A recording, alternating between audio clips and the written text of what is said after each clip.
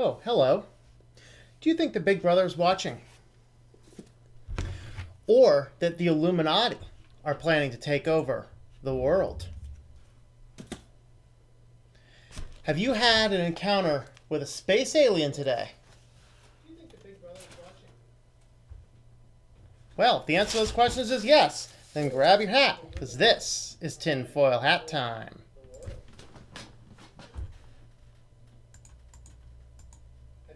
And we are going to have a couple of little issues here with my sound system, so give me a second.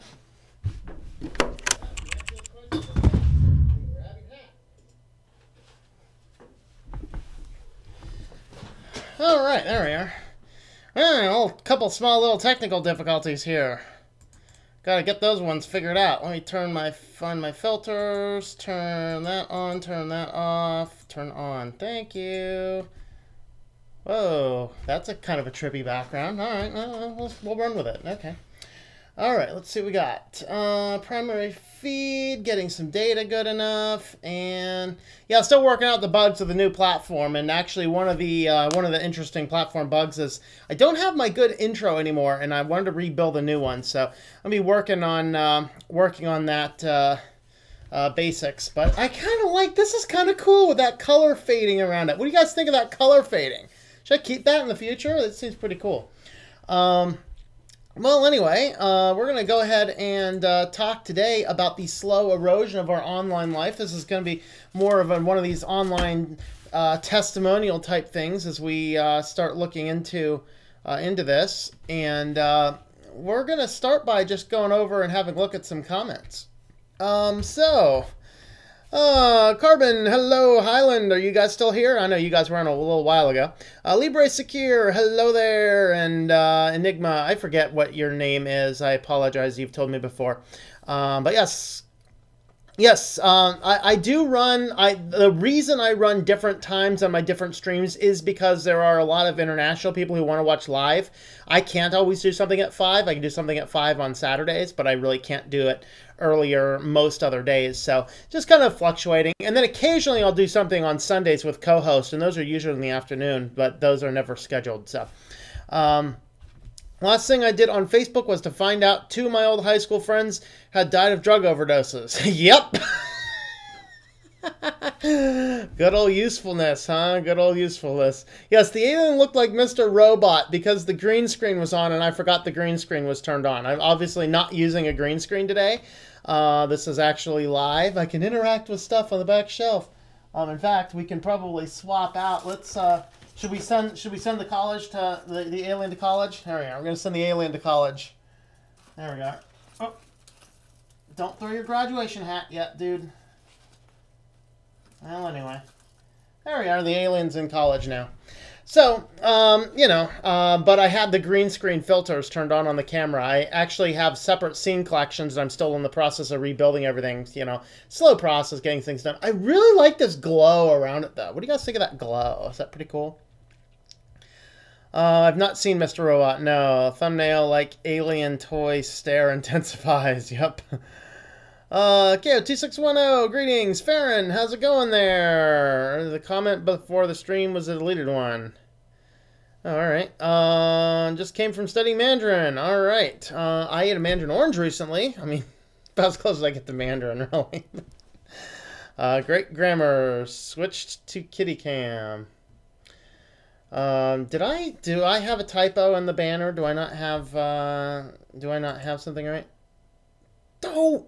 Yeah, I gotta rebuild that banner, looks like, don't I? Oh, well. We're still working stuff out, thanks. I'll hopefully get that figured out for next time. Oh, well. Oh, well. Such is life, I guess. Such is life. There's a website called I Know Where Your Cat Lives, where cat photos are used to find people. Really? I know where your cat lives.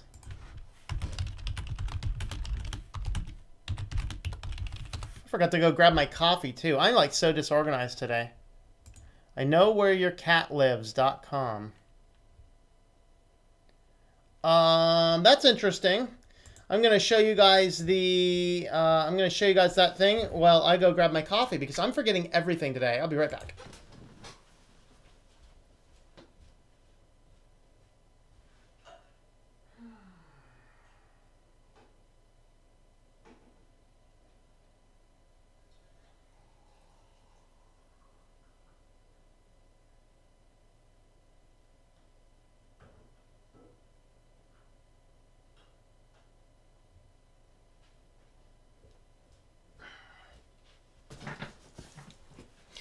Alright, so apparently, let's see. Let's click the random cat button up here and see what that thing says. Okay.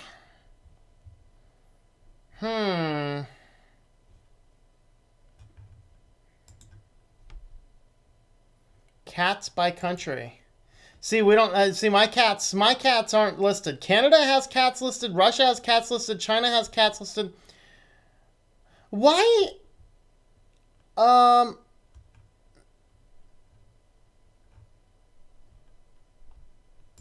Well, that's, I mean, that says cats in the United States, but they don't actually have anything listed over here. I want to see cats, man. I want to see cats. Pennsylvania, 10,000 cats listed. So I want to know, how can I look up a cat? How do I look up a cat? I want to see if my cats... I want to know if my cats are on the are on this website. How do I look it up? So what do you do? Just upload a cat? I don't know.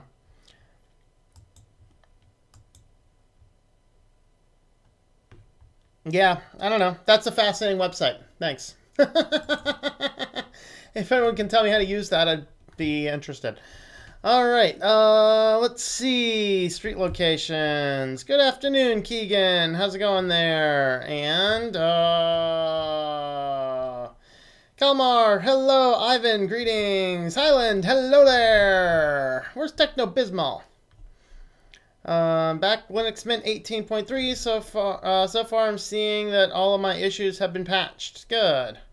The only issue I'm encountering is I'm finding that Nemo's getting worse, which is disconcerting because I still think Nemo's one of the best file managers.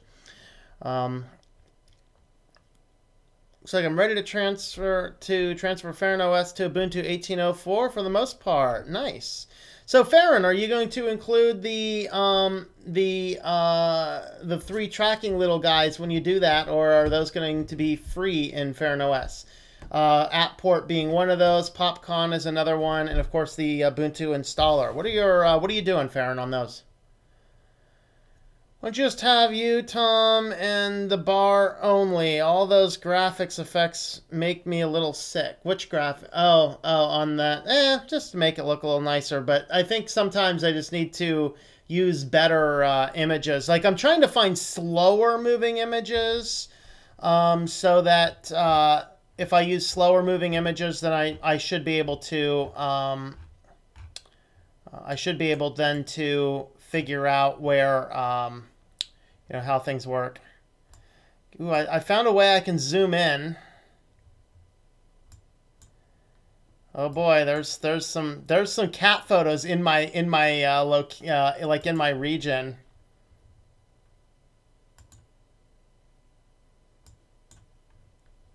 Interesting. Fascinating. Anyway. Let's see. Mark Stevens, I'm a drug addict. Finally caught your live stream. Well, I hope you're recovering. I hope you're not using right now, because that would be bad. But yeah, congratulations if you're on recovery, and my thoughts and prayers to you, sir. Let's see. How do you start development to Farron OS? Okay, so there's a back conversation with those two guys. This time I use Facebook. Let's see how many students use Facebook at the school. Sheeple. Sheeple. All right.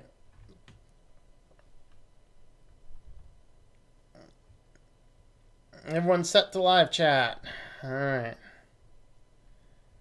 Oh, yes, thank you. All right, now I'm set to live chat. Jeesh. So yeah, I apologize if I missed any of your comments. I'm here. Awesome. Yep, we're going to be talking about the slow erosion of the online life. Heck no, try and get rid of it from Ubuntu. If Mint don't, then generally purge the packages. Very good, Farron. That's awesome. Meow. Greetings, Daniel. Kelmer never had Facebook. That's kind of cool. If SwitchLink's cat understood Ubuntu privacy issues, I'd bet it'd be making noises fighting the cat makes at Ubuntu. There you go. Right, kitty? You want to fight Ubuntu? Do you? He's down here like, yeah, I want to fight Ubuntu. Hello, LJ. That's it. Going back to MySpace. That's right. Going back to MySpace. All right, so let's go ahead and talk about this transition. It's like, as I said, I don't have any articles or anything. This is just kind of like a personal odyssey type thing, because as I announced yesterday in response to the news, I will be deleting my Facebook account. So I went on to Facebook today and I listed a final post. Of course, I've chosen March 31st, which is the end of March and the end of this month, like next week. And it is actually next Saturday. So next Saturday is the 31st. And that is the day I will be deleting Facebook. I'll be finally pushing the button, pushing delete, and then, whatever other steps I need to do. So one of the things I did, though, today is I downloaded the Facebook profile, and it is frightening what they have in there. Now, I've never really, let's see, I think I've used the Facebook app before. I have never allowed Messenger on my phone. In fact, the time I got rid of Facebook on my phone was when they, was that 3 years ago or so, when they were forcing everyone to change to the Messenger app to message. Well, that was really, at that time, I might post something once every while, but for the most part, I didn't actually use anything. But at that point in time, when they were, I was just using Facebook just to basically message with a few people. And when they did that, I finally kicked it off. And then for about another year or so, you could actually get on your web browser on your cell phone and log in there, and you could still use the messenger system on there. And then after they got rid of that, then I simply logged out of Facebook on the smartphone and never used it again. And then I had one computer that was dedicated to Facebook, and that was it. It wasn't dedicated to. It was just one computer I allowed Facebook to communicate with. So as of now, Facebook is, I logged out of everywhere except this computer, because this computer had a connection to Facebook because I would cross-post my videos to Facebook from the Christian channel. And so, I just kicked off everything except this computer. So this computer is still logged into Facebook. And I said, I put a post up there and I'm going to check the messages once a day until the end of next week. And close of day on March 31st, I will be completely deleting Facebook. But I downloaded all the data. It took about 10 minutes for them to compile everything. I downloaded a file, and it was like 100 and something megabyte file. And that file contains literally every IP address that you have is contained in there. It contained, oh Lord, I mean, what was it? It was every message you've ever sent, everything ever on your timeline, everything you've ever posted, every picture that was ever tagged, that you were ever tagged in, like everything, every IP address connected, every device you've ever connected to your Facebook account, every date you logged in, logged out, date, timestamp, everything. It was a frightening amount of data. And looking through, it was Monday, October 13th, 2008, when I created Facebook. Yep, they got that type of data in there. And I'm looking everything over. I posted up that final thing, and I said, at the end of this month, so I said, if you don't know how to reach me otherwise, at the end of this month, you will not be able to find me on Facebook. And so I basically put that out, and any of the out there still addicted to Facebook will see it, and if they're not, then, well, they can look me up other ways. I'm not exactly hard to find. But regardless, I'm going to be deleting that. But that got me into thinking about the online versus offline life as I look at my life now. Because another thing that was significant is yesterday my iPhone simply stopped connecting to Verizon. There's something wrong with the cellular chip in the phone or something. And so I decided I've been getting so many spam calls on that line. So I just decided, you know what? I've had that number for about 20 years. I'm going to drop the number I've had for 20 years because spammers got a hold of it and sold it and sold it and sold it and sold it and sold it.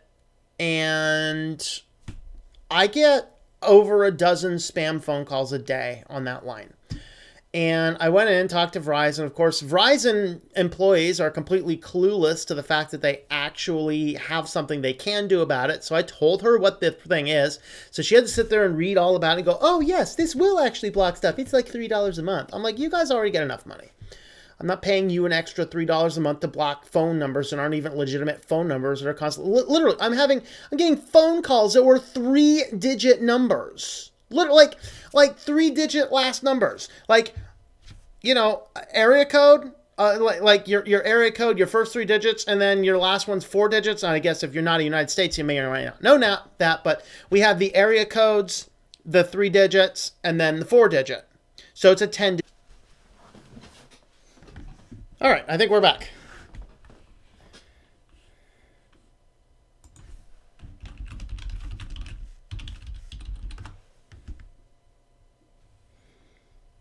Sorry about that. I went dark for a second. I'm not sure exactly. Yeah, Kitty pulled the cord. Well, the cord I'm patching across because I'm in a different location now actually is missing the clip on the one side, so it could potentially fall back.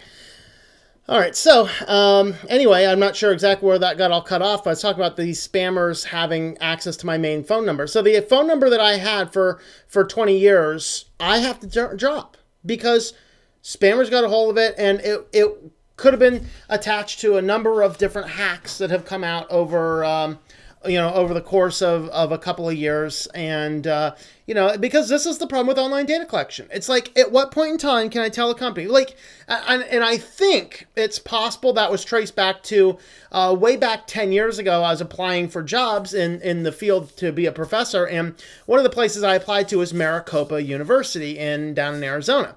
Well, they, of course, it was all paper application type stuff for the types of things I did at that time.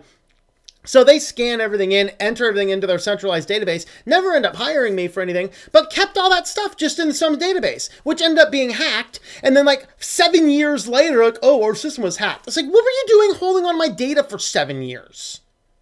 But in response to that's really when the uptick of spammers started calling. And so, you know, I get so many spam calls. And since the iPhone decided to stop connecting to the cellular tower, I'm like, you know what?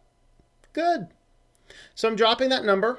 That number is going to be dropped entirely, and I'm switching to my other number, which is where where the Android phone running Lineage OS is at, and so that is now my only smartphone. And one of the things that got me to thinking, though, in this morning was that I woke up this morning and I don't have all my business emails on my on the phone.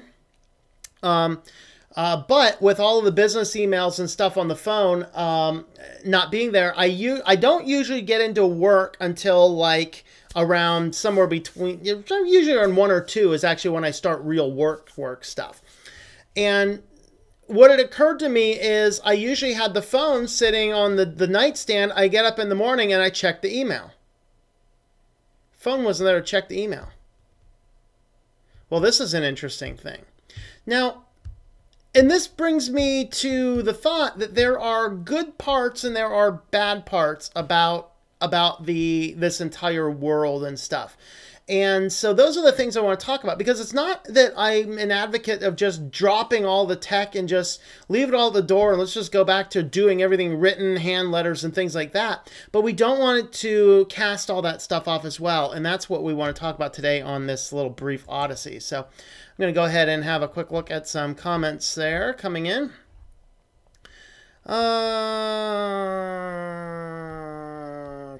Okay, let's see.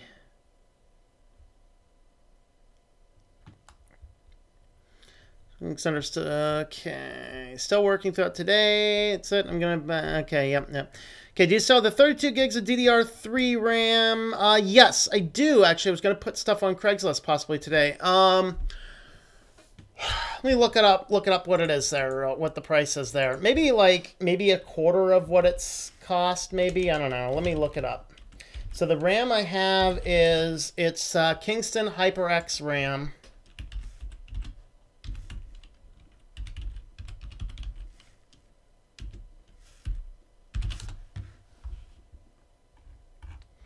It's Kingston HyperX Red RAM. All right. So it looks like a single chip is priced at $70. I would actually have to double check what the speed is. It might be 1600. It might be that. So I think it's priced around 70 for a single chip. Let me see what I can do for let's do 32.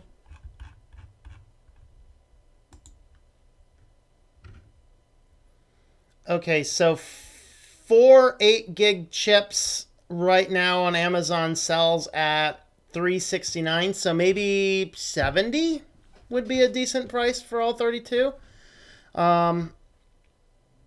Now, 2 of the sticks are the newer ones. 2 of the sticks are the slightly older model. Never had an issue with them running with each other.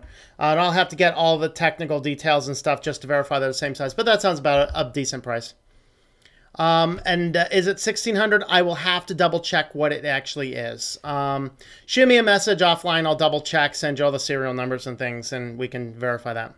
Grandma asked me to delete her Facebook, which I did, and she said it was because she didn't agree with its politics. Smart grandma. You have a smart grandma, sir.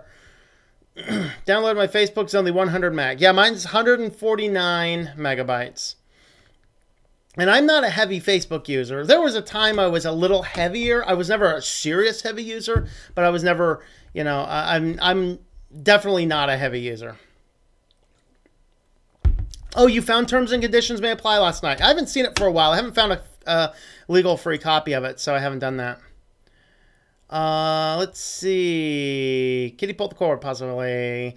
And a digital house phone. I almost always start with V. Took me a while to get digital caller ID, but it was worth it.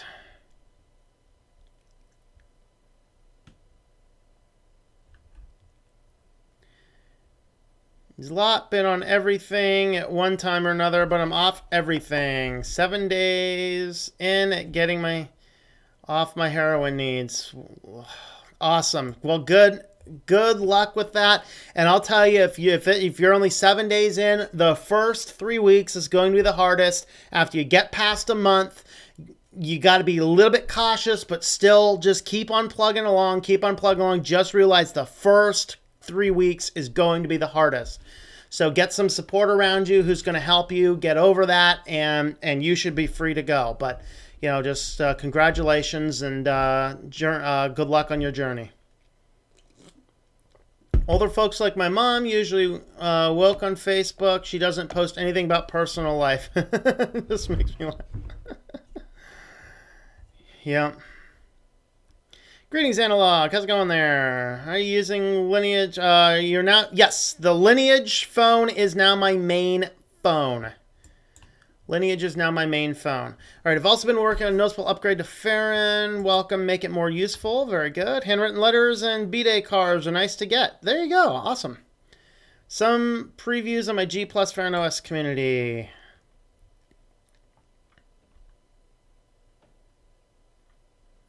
Yes, Farron OS. Farron, you are an admin. Go ahead and post a link to your page. It's cool with me.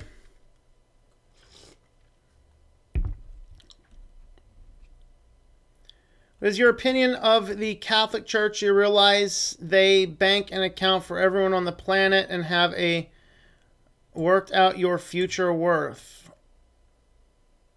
They bank an account for everyone on the planet and have worked out your future worth. Well, that's quite interesting. Yeah, I'm not going to get into a lot of the religious type stuff on this particular stream. It just doesn't fit in what I want to chat about. But that's a great conversation we can have on the other channel, which is dedicated to that stuff.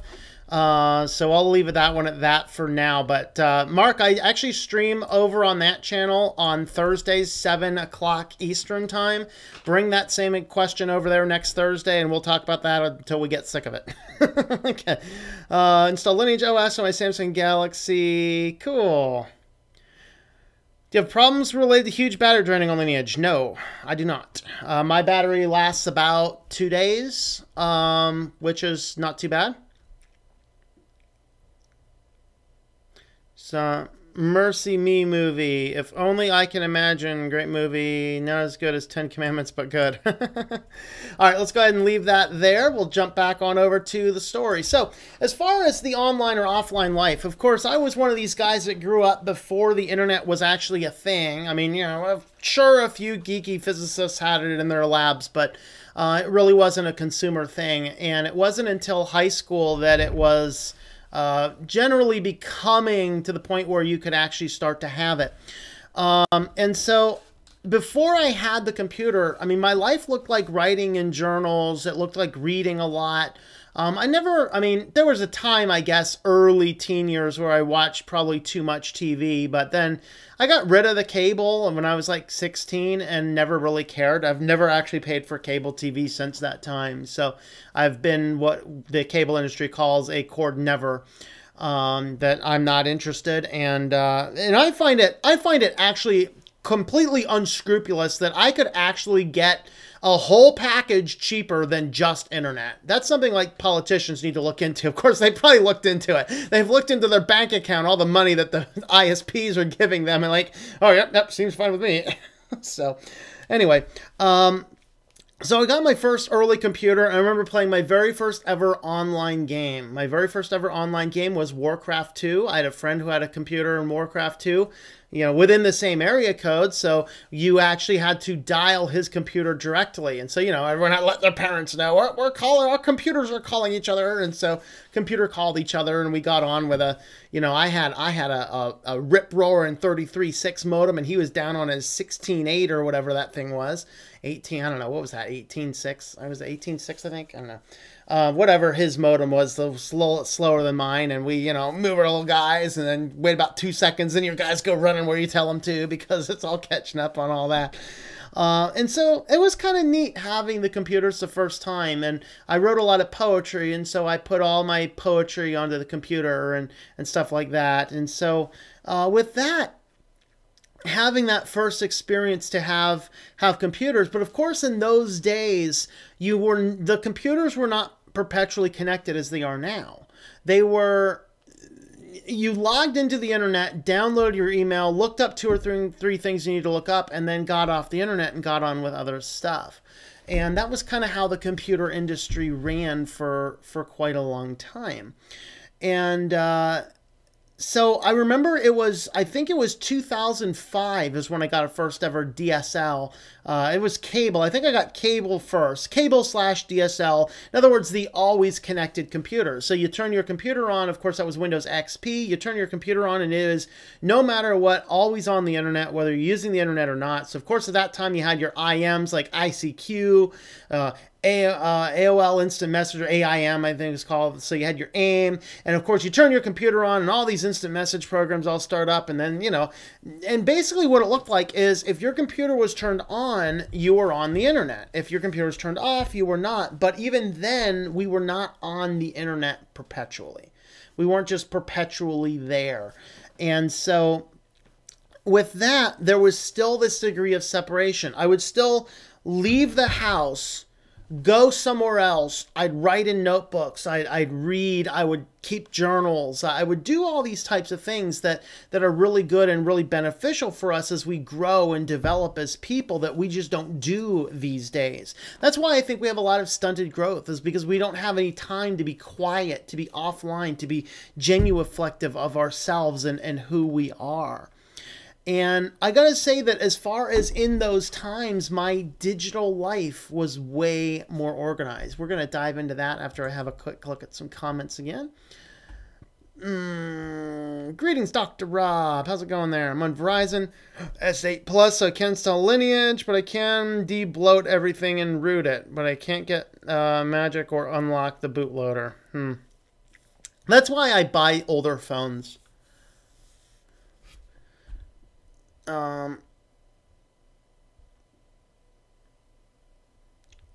Let's see, no more stuff too. Also, the bootloader isn't locked when you get via download mode via AFAC. Okay, let's see. Many Chinese conservatives and scholars are complaining people are forgetting how to write Chinese characters because they keep on using the internet and technology. Yeah, well, that's happening now. Realize they don't teach writing in schools anymore. Like, we had to learn cursive and all this, and as a friend of mine, because, like, I have a friend that he's in college now, but his, you know, they were never, I'm not sure if they were ever taught cursive specifically. They were even homeschooled. I don't think they were ever taught cursive specifically, but they always joke that if his mom wants to write him an encrypted letter, just needs to write him a handwritten letter in cursive. Can't read it. But that's the thing, is that, and here's the funny part. Our Constitution is written in cursive.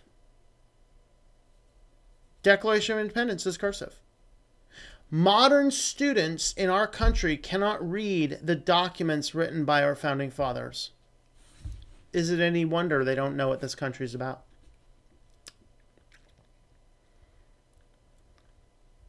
Bootloader is locked in a carrier version. Yes, I think it depends on the carrier. Like, Verizon allows you to unlock bootloaders. AT&T does not. AT&T is militant about it. So if you are on AT&T, don't buy an AT&T phone. Instead of claiming that you added a feature that asks for a password when running something as administrator, you should mention that sudo keeps you protected. Lineage OS needs a bit of tweaking with vibration and such, but still, I don't know. Mine works perfectly fine. Vibrates when it should vibrate, doesn't vibrate when it shouldn't.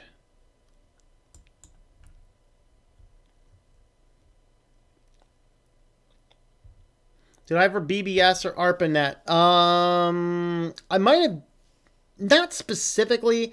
Like, BBS was kind of going out when I first got on the internet, which would have been like on home internet, I should say, which would have been like 2000. I want to say, oh, no, it wasn't even 2000. I think it was 1998, I think, is when I actually had a home internet connection for the first time. It was either 98 or 99. I'd have to go back and check the records exactly. I'm pretty sure it was I'm pretty sure it was my sophomore year, but it might have been my freshman year in college, somewhere around then. A couple of chat rooms maybe visited here and there, but even those weren't the places I would really spend any time. I did actually have ICQ set up to allow random strangers to communicate with you. And I actually had a friend in, I don't know, Iceland or something, who we chatted a lot. I think his screen name was Anis, like A-N-I-S. So, hey, if you're watching ANIS from, I think, Iceland, and we chatted on ICQ, shoot me a line. It'd be great to hear from you. I still have some of the call logs, so you better confirm. Oh, boy. 1224 baud, yeah. Okay, back then there were no real consumer firewalls installed, so everyone was a target. Yep. Well, that's why you never really kept your computers on, though. It would take too long to attack a computer with a virus. Pure security, man.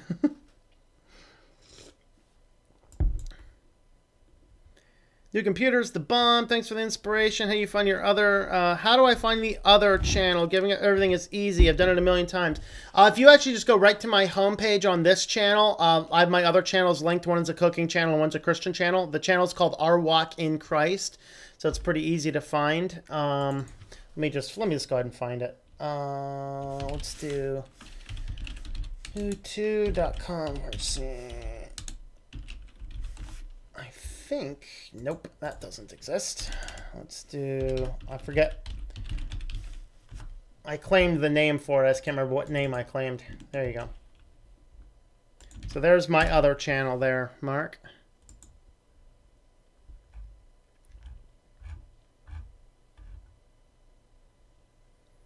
Friend had their system attacked by someone using NetBus. So they could see everything being typed and do screen grabs. Yep.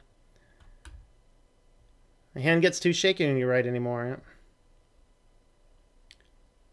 School, most of the writing they teach is standard writing, no cursive. Yep, and barely even that. It's like, now type.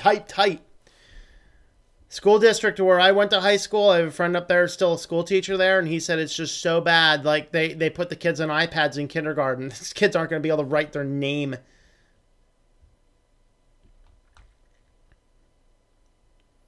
They don't teach cursive anymore. No. No.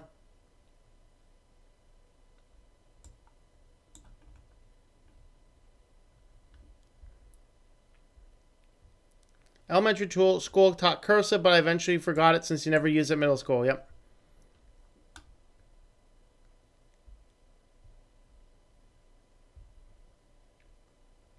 Started video talking about students are unable to read their ancestors' write. Isn't English been used more than 200 years, though? No. Emery, I think, what I was talking about, you probably missed the first part of it. They do not teach people how to read and write cursive. And our founding documents were written in cursive, and our students going through our education system don't know how to read cursive anymore. And so they can't read the founding documents. So that which means you couldn't read anything that was written in traditional writing hundreds of years ago. So you can't go and check the original documents to see what it is. You have to trust that what you're reading on your computer screen is actually accurate. And in this crazy world, I'm not quite sure. Aaron M. says, hey, Tom, 16 years old, got internet access a few years ago. Since then, I can feel my mind getting slower, less creative. My writing and mental math has gotten worse. Amen to that. That's exactly the type of stuff I'm talking about. And maybe let's just go ahead and stop right here and let's jump back a little bit to the story. Let's talk a little bit about high school and stuff, because I was actually anti-tech in high school. I didn't use calculators, even in complex math stuff. I didn't use calculators. And it kept me so sharp, I could still do a lot of mathematics in my mind, in my head, which kind of annoyed people. And then once I started seeing everyone getting and using calculators, you start to see the mental state of people decline. Your creativity dies. It is the perfect thing for what, hey, this is tinfoil hat time, right? The elite want of you. The elite want you to be tied in, is what they're going to say. And the technology that we have is the perfect way to keep somebody so dumbed down, keep them being a little sheeple, and just doing exactly what you want them to do, because you can direct them with notifications. I mean, look at Pavlov's Law. This is why I recommend to people to never turn on any notifications outside the basic communication stuff. You know, your phone calls, your text messages, maybe, depending on your needs and importance, email. Other apps, your apps don't need to beep at you when something, you know, just because there's a notification. Your websites, your web browsers don't need to beep at you. Hey, would you like notifications? No, I don't want notifications. It's like, when I'm ready to go see what you have, I'll go to your website, you know? There you go. And that's the perfect thing, Aaron, is that, yeah, when you start getting internet and you start using more tools, you start getting on smartphones, it decreases your life if you become reliant on them. Yeah, Dr. Rob graduated high school in 1984. Yes, script and cursive writing were required. Mine as well.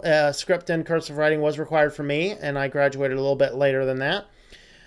Teachers stopped wanting students to write cursive because they couldn't read the students' chicken scratch as it is. Well, you can't read the regular chicken scratch either. I know, I was a teacher for a long time.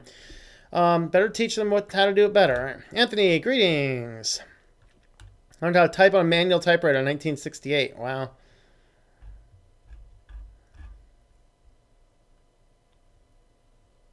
School requires English language, math, science, and foreign language. No sign or cursive. Yeah. Maybe we understand the Constitution if it were written in true type fonts. There you go. There you go. Never understood why there's so much worn in the Linux community with Emacs and Vim. They're both pretty good, honestly. Yeah. Yeah, you just got to learn them, you know.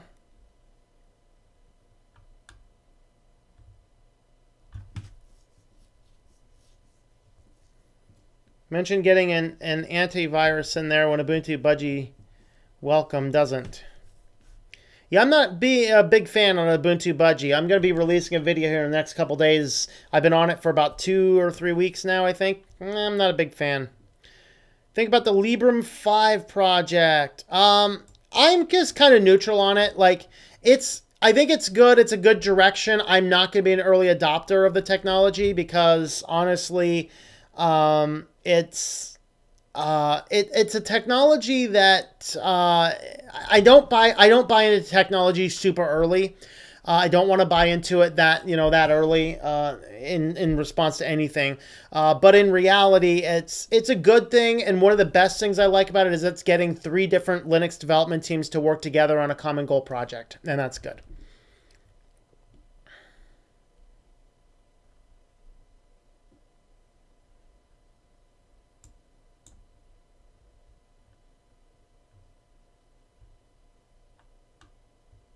All right, we're going to stop there at Basil's comment because I'm going to dive into the next portion here. So I started to talk about digital organization. So in digital organization, what I mean by this is that prior to actually having a smartphone, I mean, this is still the times that the computer was always connected, but I wasn't always in front of the computer. There was a time that I read a whole lot more. I did a whole lot more things that didn't involve sitting in front of a computer, and so my computers were not always on. But what I would do is I'd go, I forgot to bring my little displays over here. You know, I was going to bring over a camera. I was going to bring over a dumb phone. So you have things like, we carry around things like cameras, we carry around dumb phones, we carry around maybe GPSs. I was a big geocacher, if anyone's into geocaching. I was actually, I think like the top 7 geocacher in my state way back in the day. This is kind of back before geocaching became super mainstreamed. Myself and the #1 guy would go off into the neighboring cities and pluck up 100 a day. That kind of kept us at the top of the list. But back in those days, you know, you had to carry on the separate phone, you had to carry around the separate camera, you had to carry around everything, and then you'd take your photos. Maybe you're going out for a trip or a hike or a picnic. You take all your photos, then you'd come back and you'd take the photos off your camera, you'd put them on your computer, and you'd have some type of organization. We don't have any of that anymore. When everything is on your smartphone, everything just becomes one giant conglomerated blob of disorganized crap. And then we rely on the smartphone company to try and organize it. Like, these happen these days, these happen these days, these happen these days. What happened to taking your camera, doing some good photos, coming back, taking the card out, organizing things into a system, keeping things up to date? We used to have separate contact applications for our various contacts, or maybe we carried address books. We had kept our photos better organized. We kept everything a lot better organized before the smartphones did everything, because then the smartphone does everything.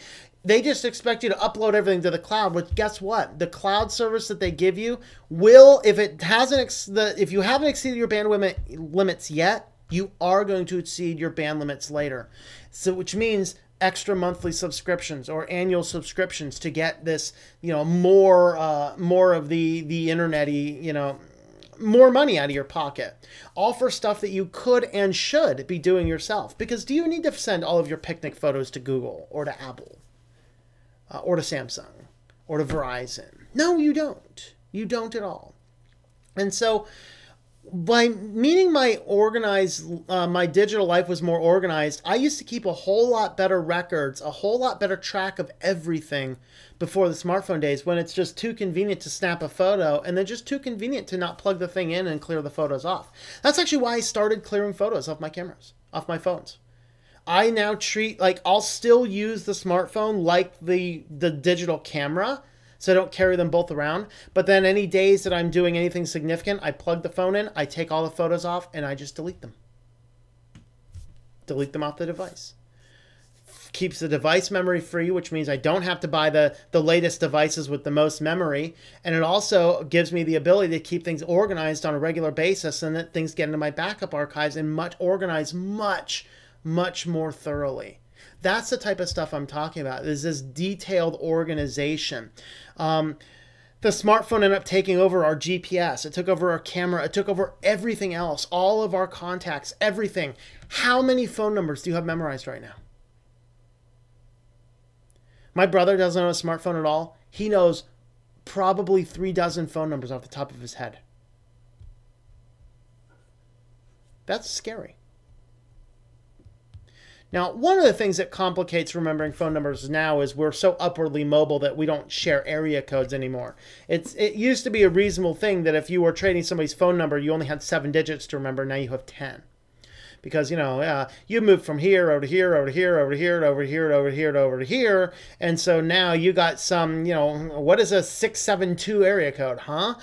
You know? And so you got to remember extra numbers. But at the same token, maybe we should commit some things to memory or have some other means of offline backup. I mean, what if your phone dies and you're out on a trip or something? Do you have the means to contact people if you don't have your phone number? So keep things memorized in that respect. But our smartphones took away the use of everything else and then made us more dependent on themselves. How many times do we look something up on a map application rather than pulling up a map or trying to figure it out for ourselves? I mean, I remember those days before I had a car GPS or anything else, man. And I mean, I took cross-country trips relying on paper maps. Not too long ago. So I force myself now to not rely on anything like that. So what I do now is I rely, I don't mind having the device there if I need it, but I'd rather just have an atlas in the car. I'd rather rely on the atlas to get me from point A to point B because it keeps my mental things going. What ends up happening is we start needing the phone. We start needing the accounts. We start needing Facebook. We start, like I think Carbon Programmers, he's on here right now. He has to have a Facebook account for the extracurricular activities at school. How ludicrous is that? How ludicrous is it that your school, to participate in the functions of your public school, you have to have an account from a private data harvesting corporation? Let that seep in for a moment. How about, I'm not sure, Carbon, are you guys the Google school or the Microsoft school? I know Pizza's on the Microsoft school. You know, you have to. Not only do they sign you up and give that corporation, who is a data collection company who serves no other purpose but to collect people's data, they give them your birthday, they give them your name, they give them your address, they give them everything because it came down and says, oh, we want this information. It's ludicrous. We need to dissociate these. These are public schools that we are compelled to go to and private corporations that we should probably not go to. Why are the schools forcing these accounts onto these kids? And it's hurting our ability. I did one the other week, a couple weeks ago, about how kids nowadays, they don't even know how to save a file. Because the only way they're teaching how to do anything is get on and go on Google Docs. And Google Docs automatically saves your file. Our teenagers are graduating high school not knowing how to save a file on a document. That's ludicrous. They can't read our Constitution. They can't save a file. They can't add, 16 plus 32. And we wonder why we're brain dead? The slow erosion of our online life has brought us to this point. It's brought us to this point. So that brings us to, is this Basil's, Basil, whatever, your comment. What do you think are the reasons for de-offlining your life, except from the obvious personal data mining for commercials and advertisements? The biggest reason is so that you can recapture your mind. Are you familiar with Pavlov's experiment? He's the guy that has the experiment with the dog. You know, you ring the bell, give the dog a treat. Eventually you ring the bell, then the dog just starts salivating. Does that sound like what we're doing with smartphones? Bing, bing.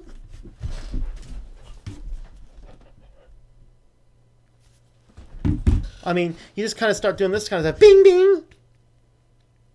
I did a whole tinfoil hat time on that one time. I actually had a friend of mine keep texting me. I told him to keep texting me during the live stream so that I would keep on picking up the phone during the live. It was kind of a neat one if I can find it all carded here. But it was a fascinating, it was a very fascinating view where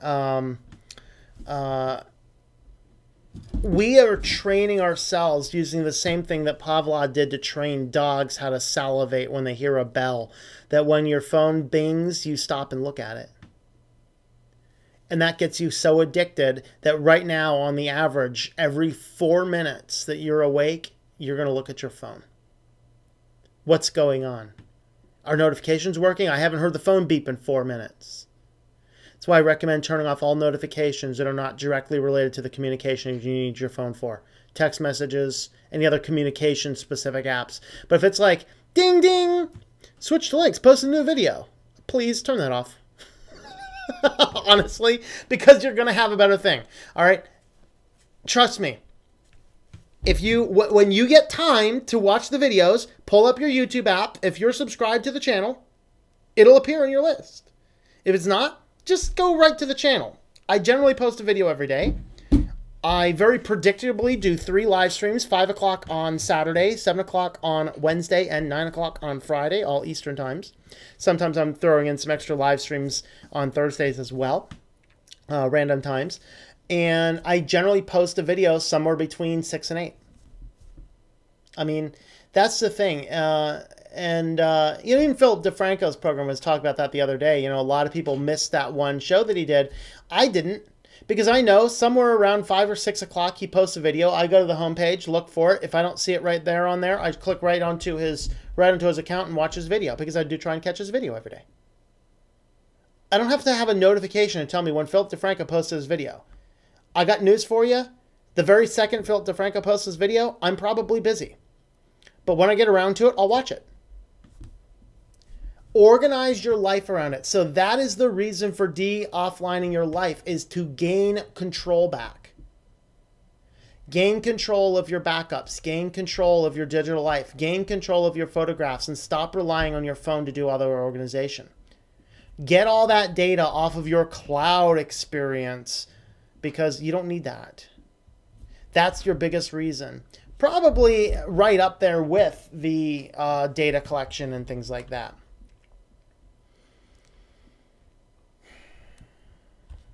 Calculators, we're not allowed to use them in high school. Yeah, around early high school for us, we were not allowed to have them. Later high school, they were even required.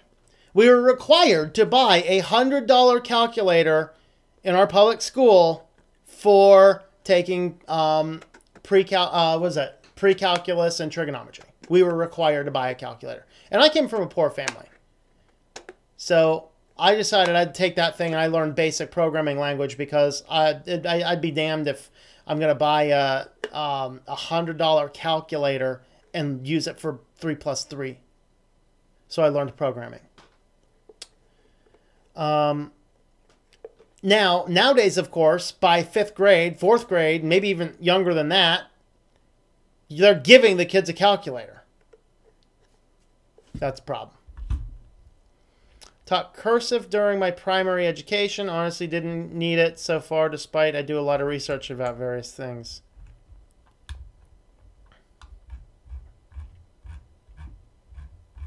Whoa! Lots of comments. Holy bejeebers. Be available a selective course. Yeah, I think what he was talking about with hacks is people stealing that data, or the Cambridge Analytical type situation where somebody's gathering all that data, outside of the regular terms and conditions. But Facebook has a staggering amount of data. When I downloaded that profile, I looked everything over. I'm like, wow, that's a lot of scary stuff. Simplified version of classical literature, all edited to fit the narrative of Chinese Communist Party. Well, smartphones dumb you down. Yes, they do. Smartphones dumb you down bad.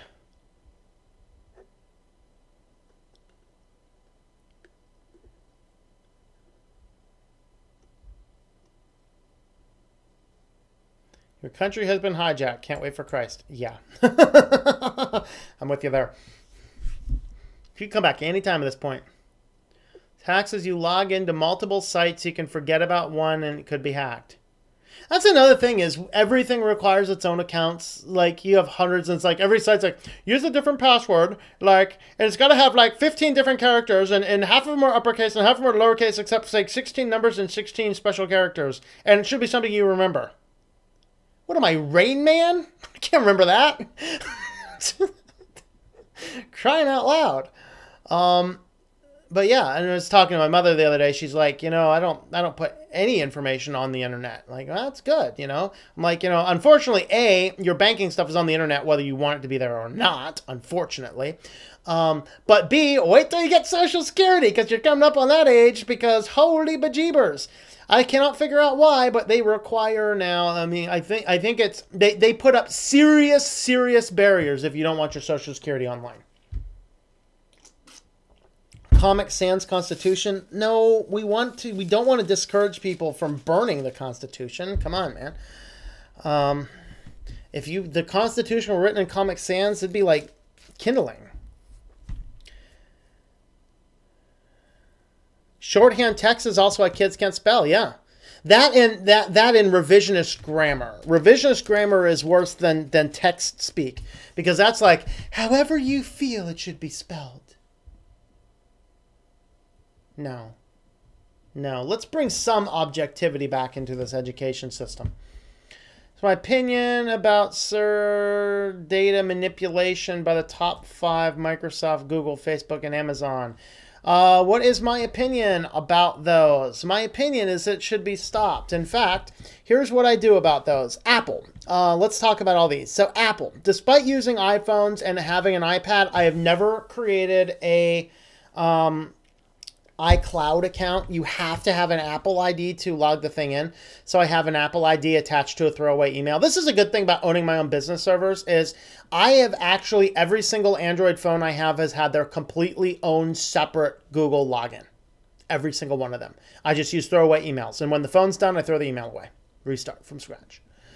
I have actually shared the same Apple ID to keep track of the apps I've downloaded as I've changed iPhones a couple of times. I think that's my 3rd iPhone and last. So I will be done with that. So that account's going to be completely closed down. Of course, my phone number is completely decoupled from iMessenger. So that's done. And somebody actually sent me a comment to look into another more secure texting platform than Signal. It started with a T, I think. I'll have to check my comments for it. But looking into things like that aren't connected to any specific system or phone number would be a good thing. So as far as Apple's concerned, the other thing I do is I block data connections to the Apple server on my router level. So one of my conspiracy theories, this is tinfoil hat time, so I can talk about some conspiracy stuff. I think that the reason in iOS 11 that the main service center doesn't shut down your Bluetooth and wireless perpetually is because an iPhone will only check for updates early in the morning. And it will only check if the system is plugged in or charging in some way and is connected to Wi-Fi. Okay, so it is my conspiracy that the reason they are not disabling that entirely when you turn that off is because it gets around people who realized that and turned off Wi-Fi while they were charging their devices overnight. And so if you hit that basic toggle switch to turn off Wi-Fi, it will kick back on about 5 in the morning, and then it's going to check Apple servers. So I've actually always blocked the Apple telemetry and Apple servers on my router level. So anywhere on my network never gets updated to Apple. So and Apple's probably the one I would trust the most of all of these with the data. So that's how I handle Apple. Microsoft, I still have 2 Hotmail accounts. I should probably get rid of one of those, like the one I use as primary account, and probably switch that over to like Proton Mail or something, just something separate. I'm not all that concerned because I don't do a whole ton with it. I mostly use it to archive stuff. As far as that goes, though, I don't log into it with the websites, and I generally don't go to any of those websites on there. I use an email client to access those emails, and that's kind of what I do with that. Other things, you know, Microsoft being crazy with their account is why I'm not. That's why I'm not using Microsoft products much anymore. Of course, Skype accounts are going to be converted to full-fledged Microsoft accounts soon, so I need to make a decision about that. Do I keep Skype, get rid of it, whatever? So those types of things. As far as Google is concerned, I don't use any Google services outside of YouTube, and I've talked in many places how I separate that out. I only use separate specific computers for those connections, and I always use separate browsers, which keeps things separated. And that way I don't have any real issues with that. So I've never had a Gmail account, at least not a Gmail account that wasn't like a business account. I've had 2 different email accounts that were Google accounts that were administered by people that I was doing work for that, you know, was required for that. None of those ever were personal things. Facebook, of course, I'm deleting the Facebook account end of this week, so that's how I handle that, and I think it's wrong. As far as Amazon is concerned, it is now possible to do Amazon in most locations without giving them data. So you can actually create a spoof account that is tied only to an email address, of which you can use Proton Mail or any other type of email system that you can. The only thing you have to have verified in that is the email address. You can use Amazon gift cards for all purchases, and you can renew those Amazon gift cards, and you can add to those accounts, and basically you can add cash to those individual accounts. And so you can actually use cash to buy things on Amazon. And in most locations now, there are shipping and pickup locations. So you can literally create a spoof account. You can access it with a VPN so they can't see what your IP address is, or, you know, access it with coffee shops or stuff, although that's probably not as secure as doing a VPN. And then you can ship to a pickup location. Most things, not everything can be shipped to a pickup location, but most things can. You ship it to a pickup location with a completely separate email address, pay cash with a gift card. So that's how you can get around data collection with Amazon. But yeah, I think Amazon collects more data than people realize as well. So those are the things you got to be careful of.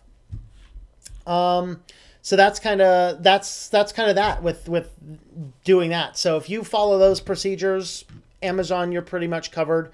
Of course, since they've allowed the credit cards, even my Amazon account I've had for a long time, yeah, I should probably close that down and just go with something completely different. But I don't store any credit card data on there anymore because I can buy everything I need with cash. And that was, to me, a good reason to keep using Amazon, that I'm not required to tie a credit card to it, and I can ship it to a pickup location instead of giving them my actual address.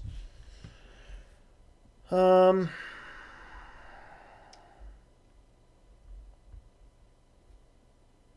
bet a Constitution meme form would be a hit. N's and R's were so bad, I had to practice them in first grade. Oh boy, I'm sorry. Bet you're still probably reeling from that. Watching from Zorin OS and you remove Geary. All right. Yeah, I have no idea why these Linux testers are starting to put Geary on things. This is like the worst email application Linux has ever seen. Okay, learning a second language is another important skill to learn, yet it's being overlooked. Only a quarter of Americans can speak a foreign language. Yep. I managed to navigate all of high school and all of higher education and a doctor's degree with never taking a foreign language. Booyah! Although as a geek, I studied a few on my own. I obviously don't catch your drift. I hate that we are unwilling to give up our files. My buds can barely function without Google Docs while I keep my stuff on a hard drive. Yeah. And one of the ways I've been getting around that type of stuff as well is Nextcloud has every functionality you'd need from Dropbox, Google Docs, online email app. I mean, all sorts of cool things Nextcloud can do, and you can install that on your own shared control panel. That's it. See me rot. You're addicted to World of Warcraft. I actually knew somebody who needed to go to AA to get off of World of Warcraft. That is the type of game that is one of the most addictive type of games, and that's not good, honestly. That's why I've never played it, never have any intention to play it, because it's too much issue, way too much issue.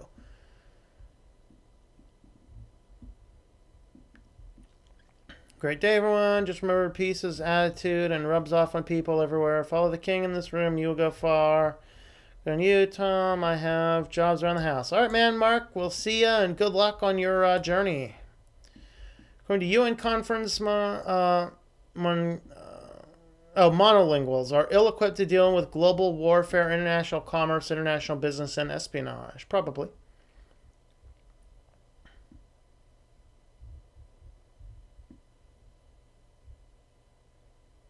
About Black Phone.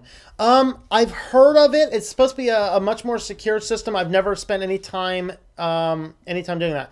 Hey, Gaza, why not just use Nextcloud? Woohoo! I started talking about Nextcloud before I got to your comment. Yes. Yeah, you can actually get, I think you can pay for a Nextcloud subscription too, can't you? Look that up.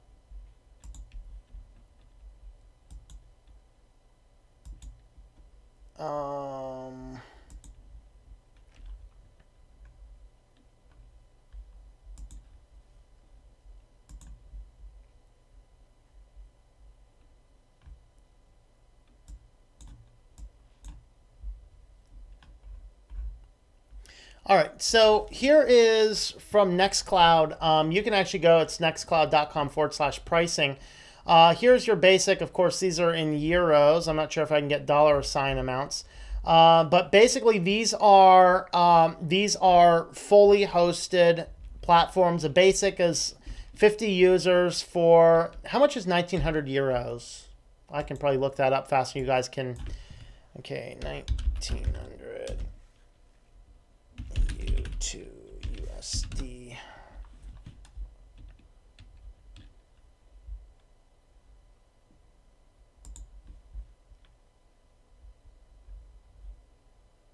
So 1 USD, so that's actually a lot. That's really expensive.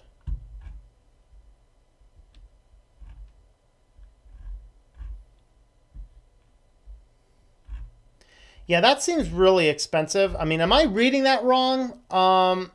Is that correct? That's like that's like $2,000 a year. Is that an annual? Yeah, no thank you, sir.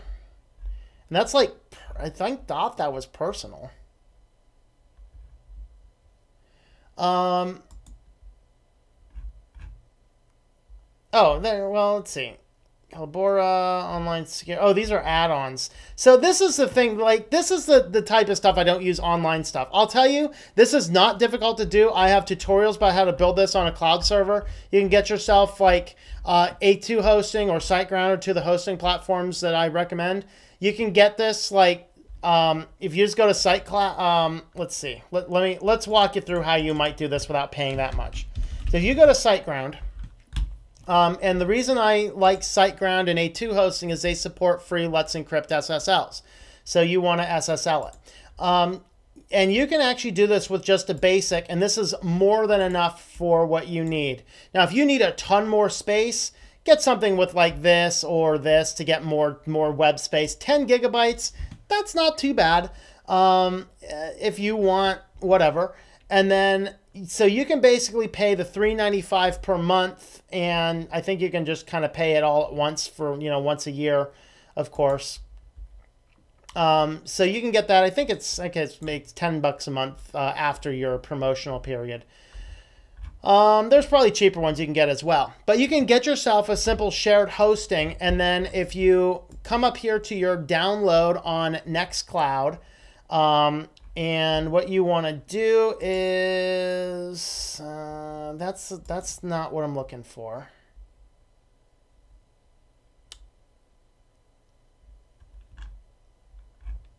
Because that's your devices. What I need is, the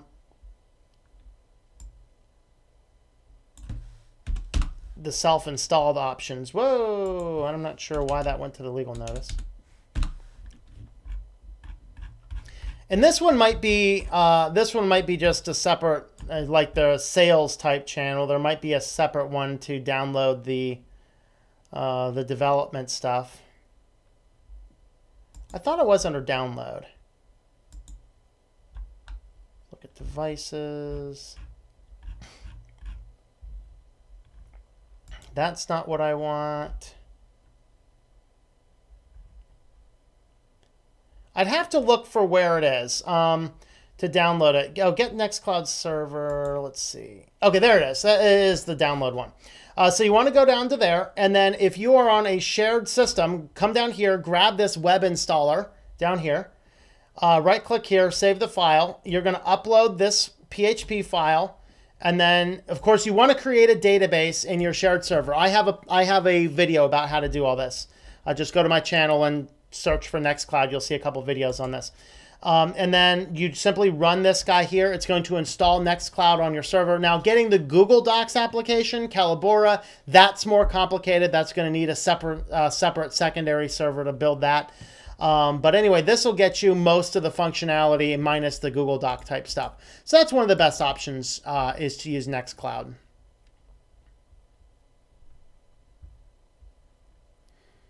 Generation doesn't need any organization skills, and it doesn't need any basic navigation. No one uses a map. Yeah. Now, I think your generation needs the organization skills, but they don't have the organization skills. I think that's might be closer to what you were thinking. I don't know.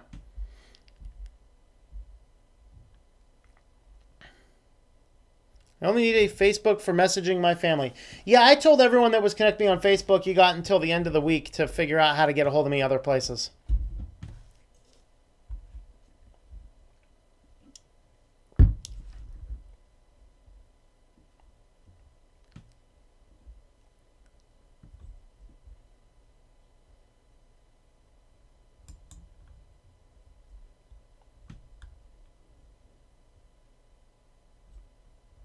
Yeah, Tom on Fire. Yeah, I don't have my fire screens built yet. I got to get my fire screens built to really go on fire. I agree, needing Facebook for extracurriculars is ludicrous. At school, we use Google accounts to store homework assignments. Yeah, and you shouldn't have to. You should have the ability to go in and say, I opt out. The unfortunate thing is now that requires parents who are sticking up with the stuff to realize how bad it is and why you want to. Google is worse than Facebook, dude. Don't use Google. It depends on how you use it. And I disagree that Google is worse than Facebook, because Facebook goes out to the credit companies, the credit bureaus, goes to Equifax, it goes to Experian, it goes to TransUnion, and it buys all the profile data, and then it cross-links all that to your profile. Google does not do that. Google only selects and collects the data that you give it. And it's very easy to not use it because you can de-Googlify your life. It is very possible. Facebook, a little bit harder. Now, you can de-Facebook your life too. But no, Facebook is way worse than Google.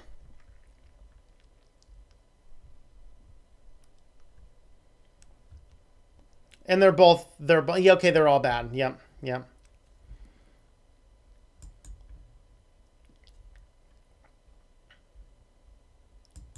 Or to how to find, yeah, where does the file save to? Where does it go to?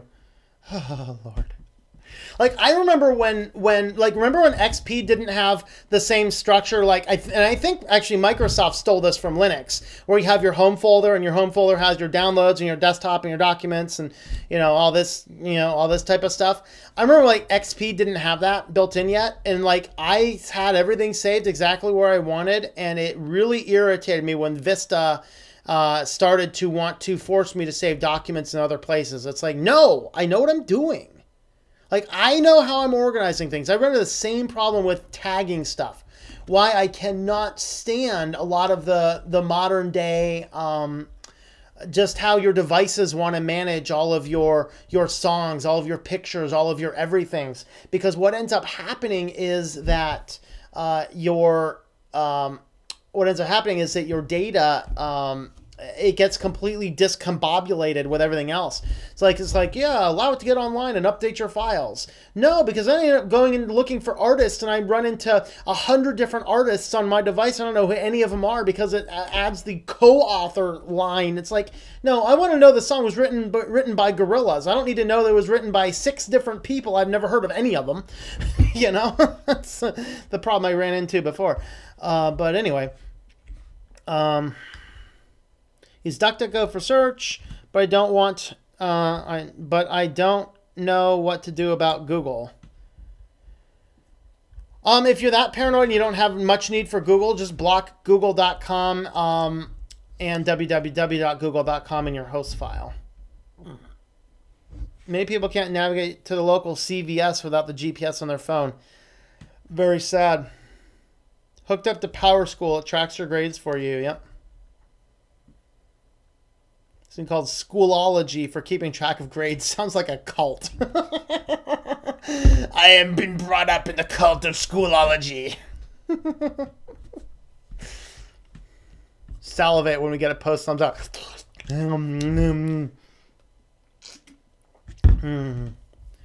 Brother, no Wi-Fi. I'm gonna die. I'm gonna die. Yep.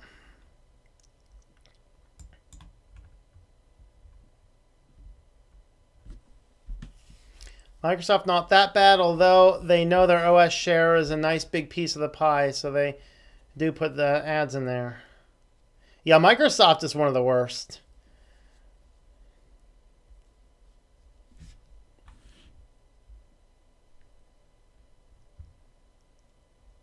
Worse is when you felt a vibration from your phone against your leg and there wasn't one. Oh, yeah.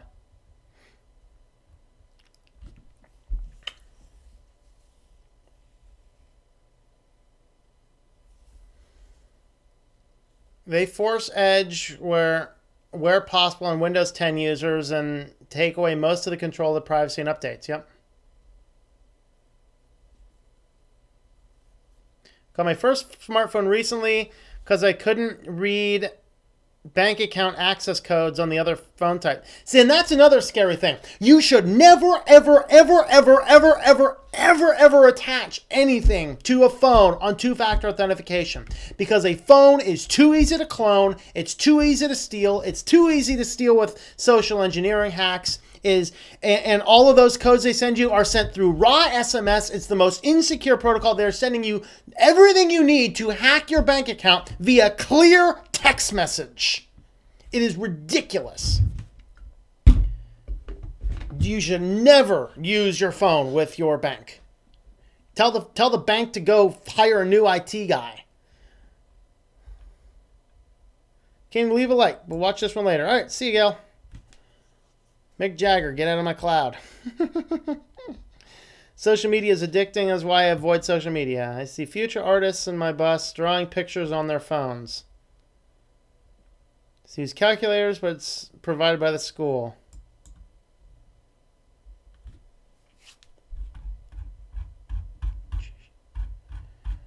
Wow. We are never going to get to the bottom of these comments, guys. My apologies. We are not going to get to the bottom of these comments. Let's see. Force Edge, you can always install Firefox. They do what companies sell their products and data. And yes, they do collect data, but nowhere near as evil as Google or Facebook.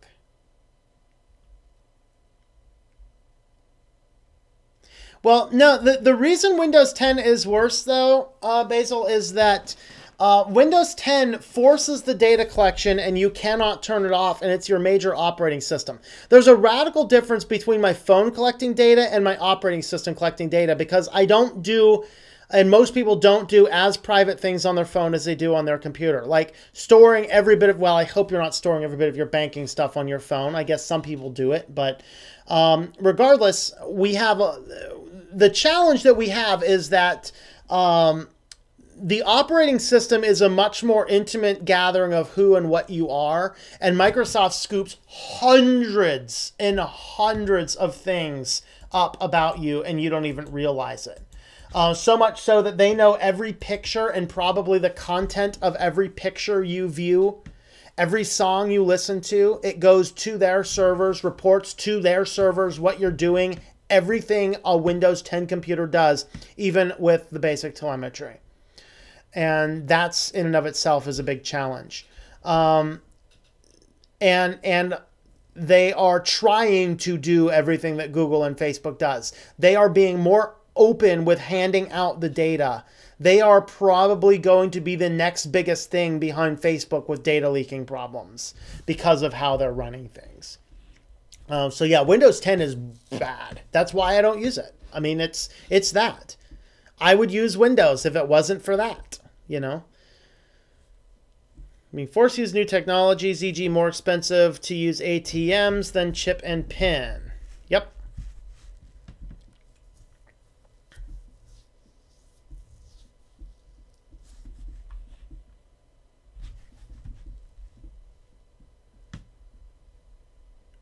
Can't efficiently main Firefox now. They're trying to disrespect the default browser. Yeah, in Windows 10, you cannot set a different browser as default for most things. You can for some things, just not for most. Hang out on YouTube and you realize nobody can spell anymore. DistroTube, greetings. Do you have a link for that switched? Link for what? What do we need the link for? Oh, do I have a link for the hat? For the hat. Well, no, the hat I made. Hat's my own creation. I do need to do a video about it, though, because a lot of people have asked about that. Reading books helps a great deal with learning to spell. Yep.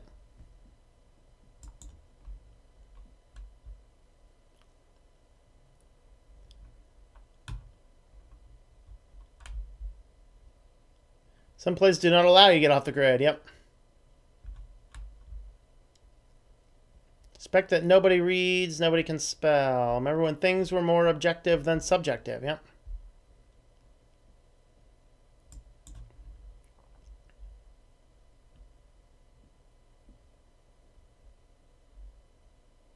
Telegram. No, it wasn't Telegram. Maybe it was. I don't know. I have to look it up. It's in my comment feed somewhere. I think creative writing, being able to write an essay in under an hour and being able to interpret poems is important. It depends on the person. I think it's important for your creative and kind of emotional development stuff, but I mean, it doesn't have a ton more practical application. I don't mind that type of stuff, but we also have to realize that not everybody's built for it. Not everybody can put those connections together.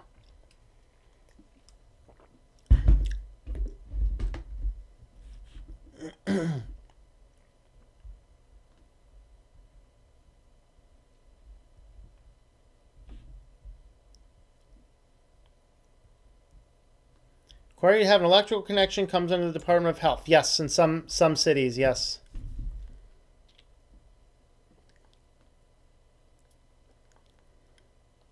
Proton Mail, yeah, Proton Mail is pretty cool. I actually have a Proton Mail account that I've been experimenting with for a little bit. It's pretty sweet.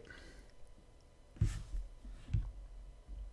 think old style education through irrelevant, though irrelevant in some ways, is much better. Yes, I agree. There's like old school education is not perfect, but it's a whole lot better than what we have now, honestly.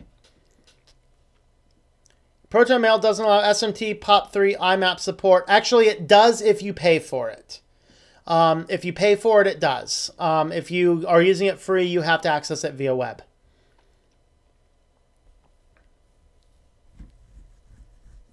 Treating all with love. Yes. Indeed, indeed. Teachers say new education style is practical, but it's just brainwashing about sustainability. Yep. Kind of agree with that. I do really well with explaining math problems and chemistry-related material when it comes to asking me to write an essay in class. Yep. Do allow you to use remote program for handling your email, but that's... Oh, thanks, Basil. You answered Highland for me. All right. Kids all depressed and useless with their hands.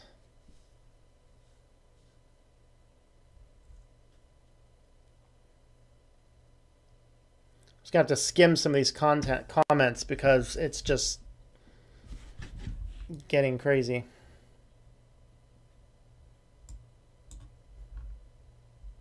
Well, the reason I hate Gary is it doesn't support POP3. It doesn't support the way that people should be using emails, because you should not be relying on the email server to manage your emails. Because if that server goes down, if that server is hacked, you lose everything.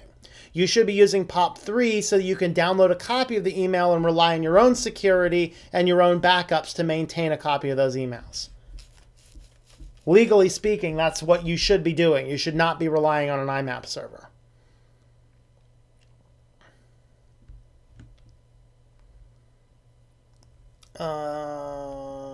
Okay.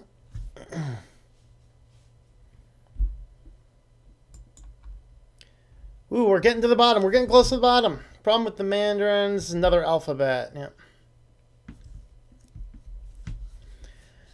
Switch Lawrence, could you hit me with some fun DOS games in the chat? I know about Doom, but I want some fun ones. The only other one I'm thinking of off the top, like, I've never been a gamer. Like, I played some Nintendo, that's about it. The only other game I can think of that I know will run on DOS, in fact, you had to run it on DOS, was SimCity 2000. The old classic SimCity. Love it. Very fun game. In fact, I still have it in my backup archives. When I have a Windows 98 VirtualBox, I actually can run it. So, yeah, looking at SimCity 2000. What else did I do? Yeah, I don't know. I mean, I've never really been a gamer. So that's on the Linux channel. Am I being a bad Christian if I play the lottery? All right, Robert. Here's kind of the answer to that. The mainstream Christian viewpoint is that gambling in the lottery is evil, it is sinful, it is bad. The scripture, however, is fairly silent on it. It is not silent on wanting to gain money quickly without much gain. There are some things in the Proverbs that talk about those that want to get rich quickly will fall into ruin. So that's kind of where things extrapolate from. But as far as actually playing the lottery, I think it's a gray area decision more than it is a command from Scripture. And so In that respect, I think it's a matter of your conscience. If your conscience says don't do it, then don't do it. If your conscience says it's okay, it's okay. I think overall, your chances of winning the lottery is probably worse than your chance of getting struck by lightning a few times in a row. And so on that basis, I wouldn't play it because it's a waste of money more often than it is anything beneficial. However, that being said, I think it's a gray area decision, so it's entirely up to you. That's my thought on it. No, bring hammers. Religion is not for the low IQ. Bad Christians, I think, are the ones who bash everyone over the head with it constantly. Yep. In fact, I listened to, I played through all the Adventures in Odyssey series. I have the entire collection up to volume 50 on Adventures in Odyssey, and that's what I listen to when I cook in the kitchen. Great simulation. And I just listened to the one, it's I think it's called Easy Money. It's the episode from, I want to say it's the first episode on volume 27, Search for Wit. It's called Easy Money, where the kid, you know, the two kids want to get hockey equipment, and one's working hard, little odd jobs for it, and the other kid gets his stuff with gambling. And, of course, it's wrong to gamble and all this. And, you know, so, of course, the kid that gambles, he gets all his stuff really quick. The kid that doesn't gamble gets his stuff slowly, but it's finally his. And the kid that gambles loses everything at once. And the kid he owes money to comes by and steals all his equipment. So there's your Christian answer.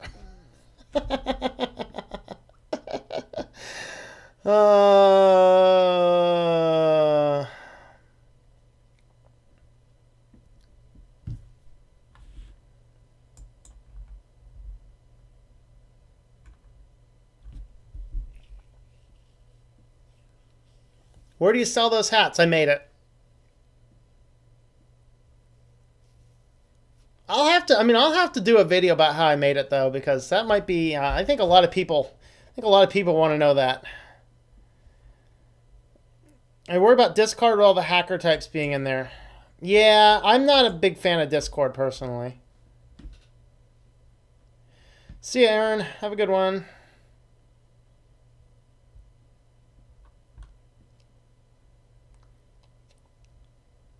Will it be a zombie for a first while? I don't know.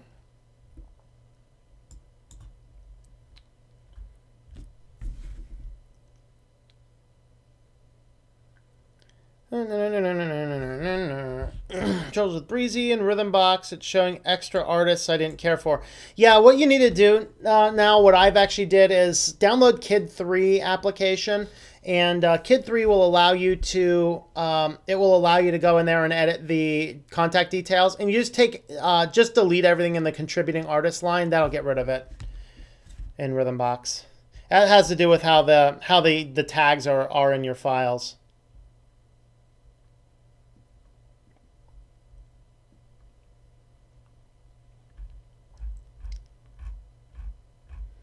Geesh, I'm losing stuff.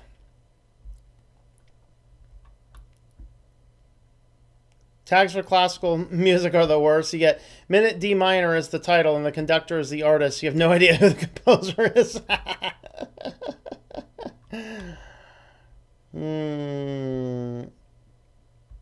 BitMEX won't let me access without using it. Yep, I wouldn't use it. Anything that forces me to use a phone number for two-factor authentication, I won't use.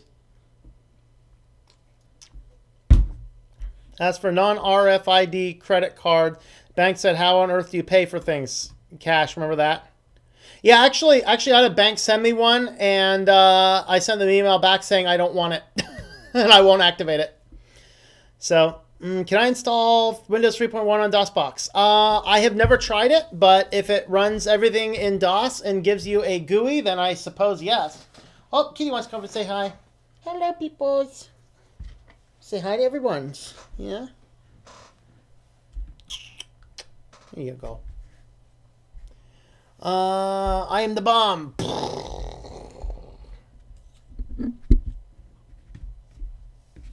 All right, Kitty. Here, you can sit right there. There you go.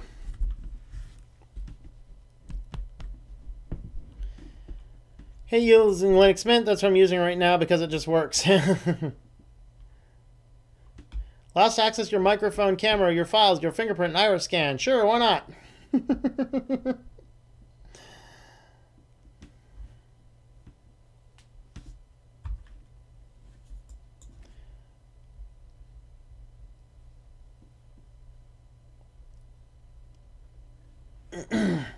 Manjaro based on Arch. The OS might break again with package update conflicts. Facebook issue may be a good thing. Whole-scale data collection may become a concern for more people. The reason I like these things are allowed to happen because most people do not care. Generally, thinking skills are important. People don't seem to miss them when they're not there, though. Debian-based distros never break. I don't know. I think they probably can. But yeah, that's generally what I use.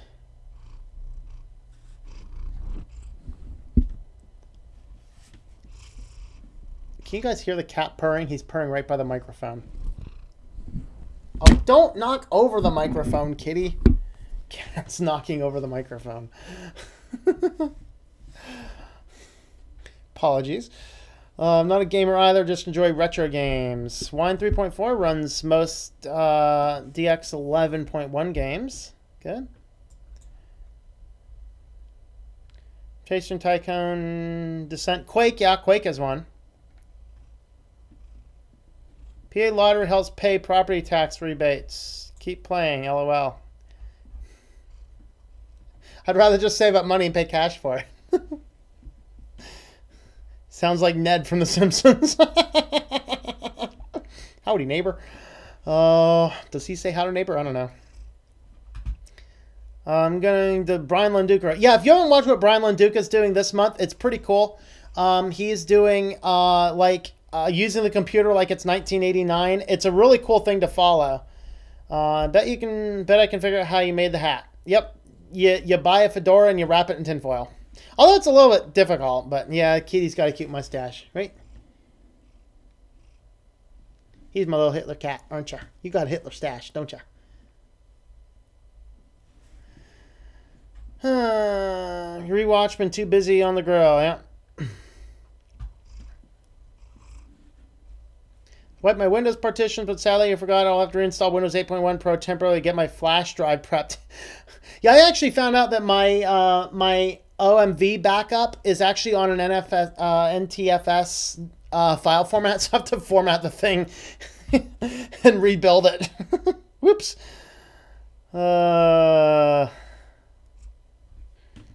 Getting his butt scratched. Yes, yes. Boy. Best DOS game is the Day of the Tentacle. Yeah. Oh, look for Maniac Mansion. You can get that an old Nintendo ROM for it too, but it was originally a DOS-based computer game. Oh, other ones. Seventh Guest and Ultima 7. Was that? Yeah, I think it was Seventh Guest and Ultima 7. Those were really fun old 386 computer games. Of course, I tried playing Ultima 7 on a modern computer in 1995. The processor was too fast. I was curious to know how it worked these days. I don't know. Local library today, they're running Windows XP. Oh boy, Kitty gets hiccups. See the tummy jumping. No, he doesn't have hiccups. He's just purring a lot. All right, I think we're going to go ahead and wrap this up with some kitty treats, and then we'll take our final call for comments. So I got to go grab the kitty treats, so I'll be right back. Kitty, you want to sit on the desk and entertain people? Here, sit on the desk, Kitty, and entertain people. Sit on the desk. On the desk. Sit on the desk and entertain people. I'm going to go get kitty treats. Just stay right there. Stay right there. You're entertaining people. Oh, no, you're coming back over here. He saw the kitty treats. Come on. Come on. All right. Let's wrap this show up the right way. Oh, boy. Smell? Oh. Here. Here. Get your paw in there. It's cute. No, over here. No, I don't have anything in my hand, cat. Fine. I want you to put your paw in there because it's so cute, but... Put your paw in there? He's too good of a cat. He won't put his paw in there. Aww. Are they finger looking good? Yeah, are they? Yeah. Want to say bye-bye, everybody's? Bye-bye, peoples. Bye-bye. All right, let's see. Final stuff. Most likely I'm rolling with Mint or Chaos alongside Manjaro Budgie. There you go. Spiritual successor of Ultima is called Shroud of Avatar. Okay. Entertain me. Has anyone ran Mint Debian Edition? I have not. Alright. Yep. We will see you guys later. What do you think? For my kitty. I don't know. Kitty likes to eat from my hand. Yes, he does. You like to eat from the hand, don't you? Alright, folks. Well, if you'd like to help support the channel, don't forget to check out switch2linux.com/support. I have some Amazon and PayPal and stuff links over there. There's, of course, stuff including, you know, nice mouse pads and coffee cups and t-shirts and things over at shop.switch2linux.com. And, of course, I'm on Patreon, patreon.com/TomM. So thanks for hanging out, everyone, and we will catch you later.